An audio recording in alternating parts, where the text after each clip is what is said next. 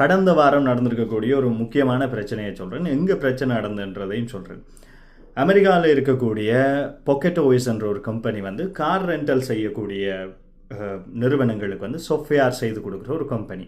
அப்போ அந்த கம்பெனி ஒரு ஃபீச்சரை ஆட்டோமேட் பண்ணுறதுக்காக கேர்சரில் க்ளவுட் ஓபஸ் மாடல்கள்லேயே புத்திசாலின்னு சொல்லக்கூடிய க்ளவுட் ஓபஸ் 4.6 பாவிச்சு கொண்டிருக்கும் போது அது வந்து ஸ்டேஜிங்கில் இருக்கக்கூடிய ஒரு சந்தர்ப்பங்களில் வந்து தனக்கு கொடுக்கப்பட்ட ஒரு டாஸ்க்கை நிறைவேற்ற முடியாமல், அதுக்கான காரணம் வந்து க்ரெடென்ஷியல்ஸ் மிஸ்மேட்ச் ஆகிருக்கு. அதனால் என்ன செய்திருக்குன்னா வெறும் 9 செகண்டில் என்டையர் ப்ரொடக்ஷன் டேட்டாபேஸையே அது அழித்து தள்ளியிருக்கு.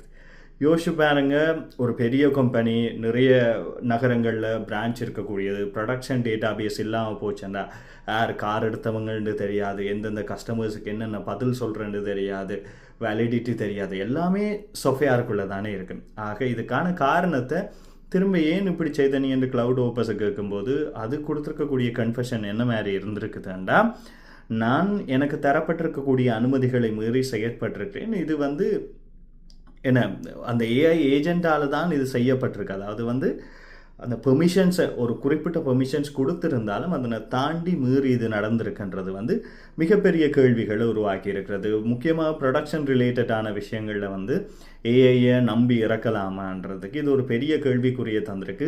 நீங்களும் எங்கேயாவது கம்பெனியில் வேலை செய்கிறீங்கன்னா நம்பி ஐயா ராசா க்ளவுடே பார்த்துக்கொள்ளுன்னு விட்டுட்டீங்கன்னா ஒரேடியாக வேலை போயிடும். அதனால் அவதானமாக இருங்க. எவ்வளவுத்துக்கு எவ்வளவு நாங்கள் கண்ட்ரோலாக ஏஐ பாவிக்கிறோமோ அந்தளவுக்கு ப்ரொடக்டிவிட்டியும் இன்க்ரீஸ் ஆகும், எங்களோட நாலேஜும் இன்க்ரீஸ் ஆகும். இல்லைன்னா வேலை போயிடும்.